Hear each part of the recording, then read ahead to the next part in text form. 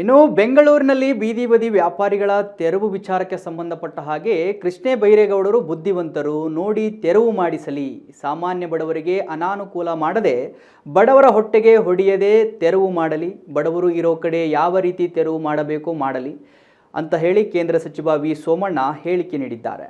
ರಾಷ್ಟ್ರದ ಪ್ರಧಾನಮಂತ್ರಿಗಳು ಬೀದಿ ವ್ಯಾಪಾರಿಗಳಿಗೋಸ್ಕರವೇ 70 ಲಕ್ಷ ಕುಟುಂಬಗಳಿಗೆ ಸಾವಿರಾರು ಕೋಟಿ ರೂಪಾಯಿಗಳ ನೆರವನ್ನು ಕೊಟ್ಟಿದ್ದಾರೆ. ಅದನ್ನು ಯಾವ ರೀತಿ ನಡೆಸ್ಕೊಂಡು ಹೋಗ್ಬೇಕು, ಏನ್ ಮಾಡಬೇಕು, ಆಯಾ ರಾಜ್ಯಗಳಲ್ಲಿರ್ತಕ್ಕಂಥ ರಾಜ್ಯ ಸರ್ಕಾರಗಳು ಅವ್ರಿಗೆ ಎಲ್ಲಿ ವ್ಯಾಪಾರ ಮಾಡಬೇಕು, ಮತ್ತೊಂದು ಮಾಡಬೇಕು ಅನ್ನೋದನ್ನ ಅವ್ರು ಮಾಡಬೇಕು. ಮತ್ತೆ ಅವರು ಕೂಡ ಜನಸಂದಣಿ ಇರ್ತಕ್ಕಂಥ ಪ್ರದೇಶಗಳಲ್ಲಿ ಯಾವ ರೀತಿ ನಡ್ಕೋಬೇಕು ಅನ್ನೋದು ಅವರು ಕೂಡ ಚಿಂತನೆ ಮಾಡಬೇಕು. ಆದ್ರೆ ನನಗನ್ನಿಸ್ತದೆ ಕೃಷ್ಣ ಬೈರೇಗೌಡರು ಬುದ್ಧಿವಂತರಿದ್ದಾರೆ.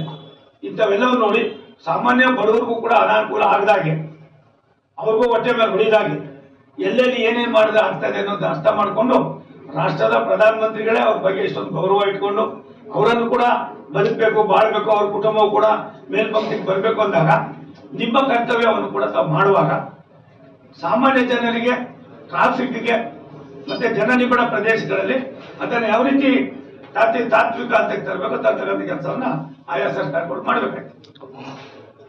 ಅಯೋಧ್ಯೆ ಹುಂಡಿ ಕೇಳುವ ಆರೋಪ ಬಿಜೆಪಿಯವರು ಮೌನವಾಗಿದ್ದಾರೆ ಅನ್ನುವಂಥ ಆರೋಪ. ಯಾರು ಮೌನವಾಗಿಲ್ಲ. ಈಗಾಗಲೇ SIT ರಚನೆ ಮಾಡಿದ್ದೀವಿ.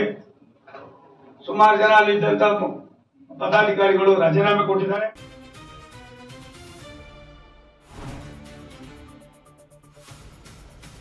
ಸಂಪೂರ್ಣ ನ್ಯೂಸ್ 24x7 ಇದು ನೊಂದವರ ಧ್ವನಿ.